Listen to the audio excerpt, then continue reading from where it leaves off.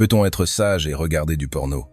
Cette question paraît étrange, presque provocatrice, et pourtant elle résonne profondément dans notre époque. Nous vivons dans un monde où l'accès à la pornographie est devenu plus simple que de respirer. En quelques clics, des milliers de vidéos s'offrent à nous, comme si le plaisir pouvait être consommé à volonté, sans limite et sans conséquence. Mais derrière cette illusion de liberté se cache une autre réalité.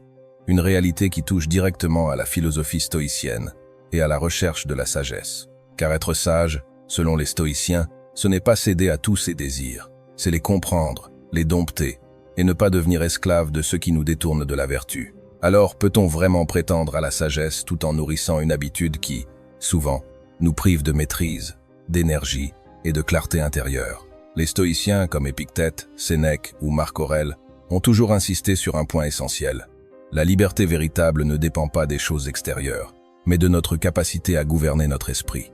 Un homme peut être enchaîné physiquement, enfermé dans une prison, et pourtant rester libre intérieurement s'il ne se laisse pas dominer par ses passions. Mais à l'inverse, quelqu'un peut vivre dans un monde moderne où tout est accessible, où aucun mur ne limite ses déplacements, et pourtant être profondément esclave de ses pulsions. Le porno, dans ce contexte, devient une forme d'esclavage moderne. Une chaîne invisible qui lie l'esprit à un plaisir rapide, artificiel, mais profondément destructeur. Car il ne s'agit pas seulement de quelques minutes de plaisir visuel. Il s'agit d'un conditionnement, d'une fuite permanente vers un monde illusoire qui nous empêche de cultiver la discipline intérieure. Imagine un instant, Marc Aurèle, l'empereur philosophe, seul dans sa chambre après une longue journée à diriger un empire. Lui qui écrivait dans ses pensées que la vraie liberté consiste à obéir à la raison. Aurait-il passé son temps à s'évader dans des images éphémères? Aurait-il donné son esprit en otage à des plaisirs sans valeur durable?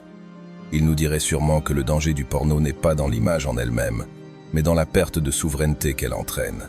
Car lorsque l'on s'habitue à chercher la satisfaction dans ce type de consommation, on perd peu à peu le contrôle de sa volonté. Et pour un stoïcien, perdre sa volonté, c'est perdre son humanité.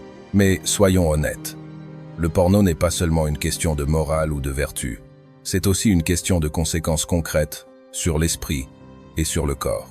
De nombreuses études modernes montrent que la consommation régulière de pornographie altère la perception du désir, réduit la motivation, augmente l'anxiété et peut mener à une forme de dépendance comparable à celle des drogues. Ce que les stoïciens savaient intuitivement que céder à ses passions nous affaiblit, la science le confirme aujourd'hui. Chaque fois que l'on cède à ce type de stimulation artificielle, le cerveau libère une dose massive de dopamine, ce neurotransmetteur du plaisir. Mais plus on le sollicite, plus le cerveau s'habitue, et plus il demande de nouvelles stimulations, toujours plus intenses. C'est le piège de l'excès. Au lieu d'être maître de ses désirs, on devient prisonnier d'un cycle qui vide peu à peu la force intérieure. Or, la sagesse stoïcienne repose sur la tempérance, cette vertu cardinale qui nous apprend à ne pas être dominé par les plaisirs, mais à les replacer dans un juste équilibre. Sénèque écrivait « Rien n'est plus honteux que de laisser son âme être esclave du corps. » En d'autres termes, celui qui court après les plaisirs éphémères se condamne à une servitude sans fin. Le plaisir n'est pas mauvais en soi, mais lorsqu'il devient une habitude, il cesse d'être un choix et devient une nécessité. Et ce qui est nécessité, ce qui est compulsion, détruit la liberté. Voilà pourquoi la pornographie n'est pas seulement un passe-temps inoffensif. Elle est une école de dépendance, une répétition quotidienne de l'esclavage intérieur. Peut-on donc être sage et regarder du porno, si la sagesse signifie, comme le pensaient les stoïciens, vivre selon la raison, cultiver la maîtrise de soi et viser la vertu?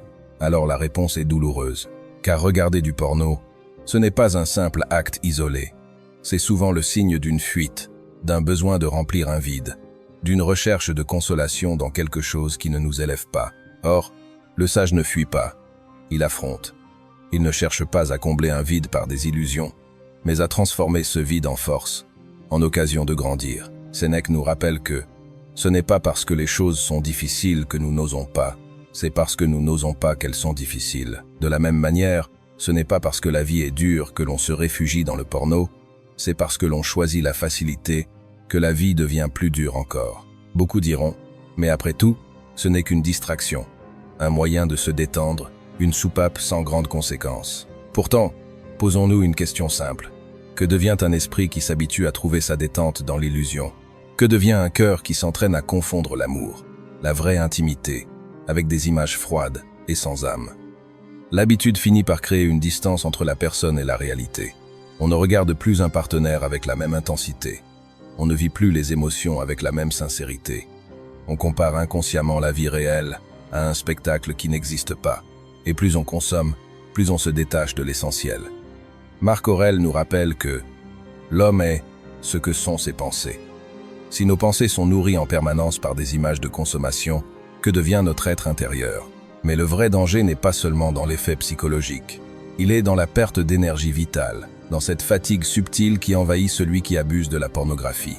La sexualité est une énergie puissante, une force créatrice, qui peut être canalisée vers l'amour, l'art, le travail, l'élévation de soi.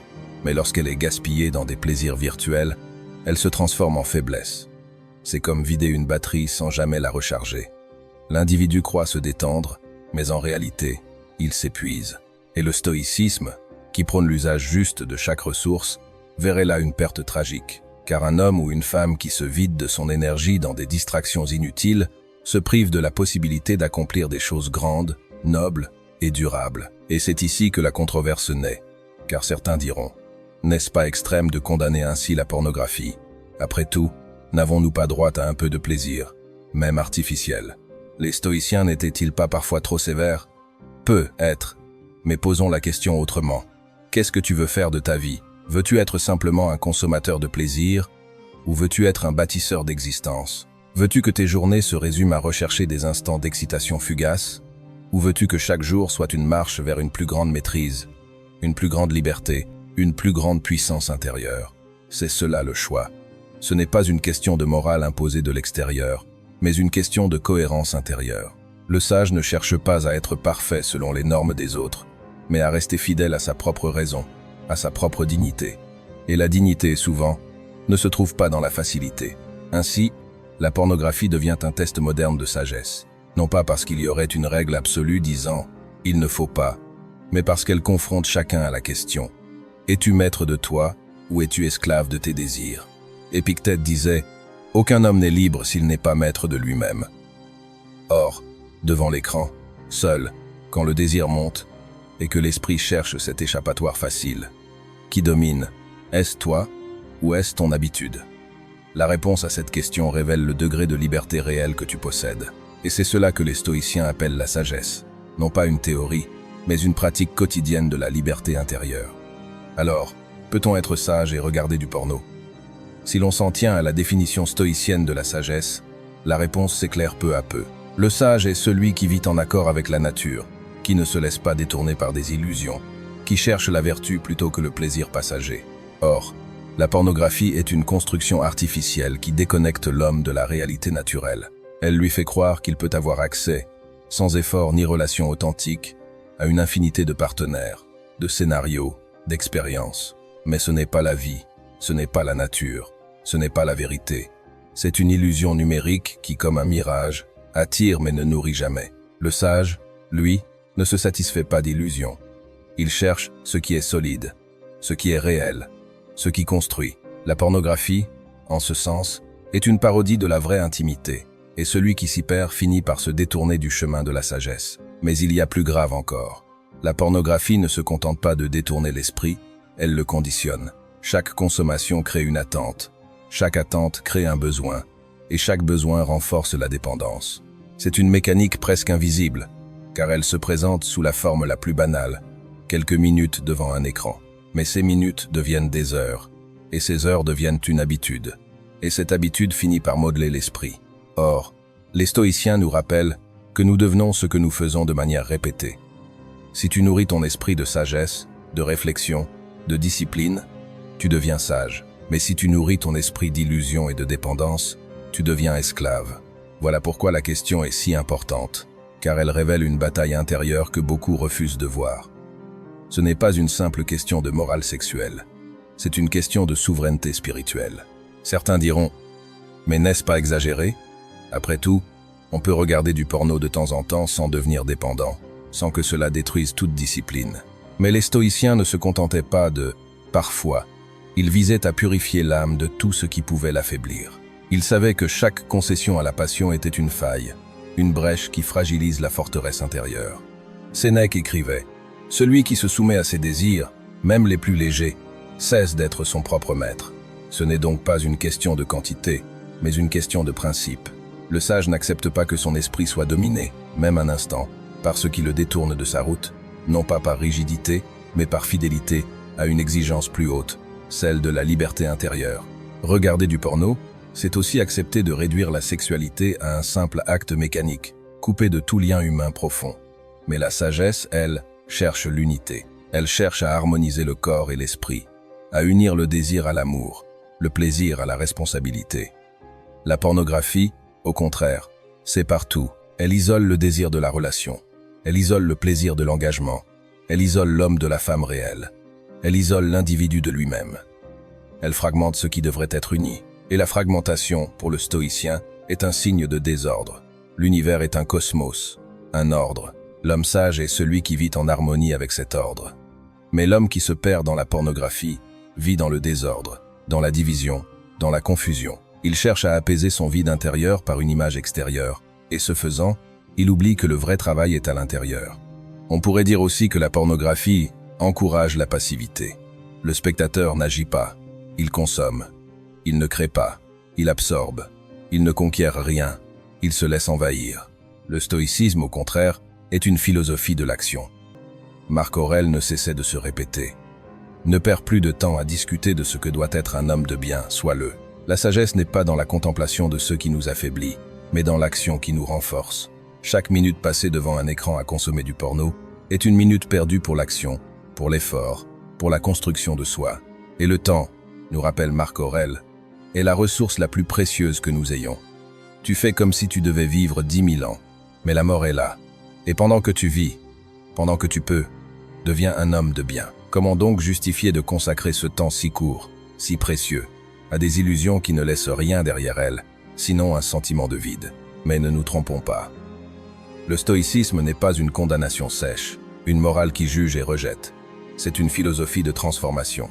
Dire que le porno est un piège ne signifie pas qu'il faut se flageller de honte si l'on y tombe. Cela signifie qu'il faut prendre conscience, observer et décider de se relever. Le sage n'est pas celui qui n'a jamais failli, mais celui qui apprend de ses faiblesses et en fait un tremplin. Marc Aurèle lui-même écrivait ses pensées non pas parce qu'il était parfait, mais parce qu'il avait besoin de se rappeler chaque jour les principes de la vertu. De même, reconnaître que la pornographie peut nous détourner de la sagesse n'est pas une condamnation définitive, mais une invitation à reprendre la maîtrise de soi. Chaque tentation peut devenir une occasion d'entraînement. Chaque lutte intérieure est une salle d'entraînement de l'âme. Et celui qui réussit à se dominer dans ce domaine acquiert une force qu'il pourra utiliser dans bien d'autres. Car c'est là une vérité que les stoïciens connaissaient.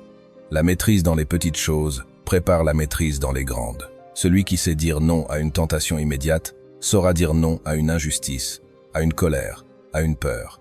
La discipline acquise dans l'intimité, loin des regards, est celle qui construit le caractère véritable. Et peut être que c'est précisément pour cela que la question de la pornographie est si cruciale, parce qu'elle se joue dans le secret. Personne ne voit, personne ne juge, personne ne sait. Seul toi et toi-même. Et c'est là que se révèle la vraie liberté. Être capable, dans le secret de sa chambre, de dire non à ce qui nous rabaisse, et oui à ce qui nous élève. Voilà la sagesse. Alors peut-on être sage et regarder du porno? Peu. Être qu'un homme pourrait le faire et garder une part de sagesse.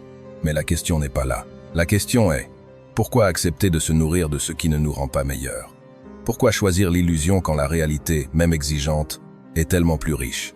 Pourquoi chercher la facilité quand la grandeur est à portée de main, à condition de lutter un peu plus fort, de patienter un peu plus longtemps, de canaliser son énergie vers des buts qui la méritent? La sagesse n'est pas un compromis avec ses faiblesses, c'est une marche vers la liberté. Et cette liberté demande des sacrifices. Elle demande parfois de dire non à ce qui attire, pour dire oui à ce qui construit. La pornographie, finalement, devient un miroir. Elle révèle la tension entre deux modes de vie. D'un côté, celui du consommateur, qui cherche des plaisirs rapides, qui s'évade, qui se disperse. De l'autre, celui du bâtisseur, qui cherche la maîtrise, qui affronte, qui s'élève. Le premier est esclave de ses pulsions, même s'il vit dans un monde sans chaîne. Le second est libre, même si ses désirs crient en lui. C'est à chacun de choisir de quel côté il veut se tenir. Et ce choix, aucun philosophe, aucun maître, aucun guide ne peut le faire à ta place. C'est à toi, dans le silence de ton cœur, de décider si tu veux vivre comme un esclave ou comme un homme libre. Alors, peut-on être sage et regarder du porno? Peut-être que la vraie réponse n'est pas dans les mots, mais dans les actes. La sagesse n'est pas une théorie, c'est une pratique. Et chaque jour, chaque tentation, chaque instant devant l'écran est une chance de pratiquer. De dire oui ou de dire non, de céder ou de résister, de s'affaiblir ou de se renforcer. Et si la sagesse est un chemin, alors chaque pas compte.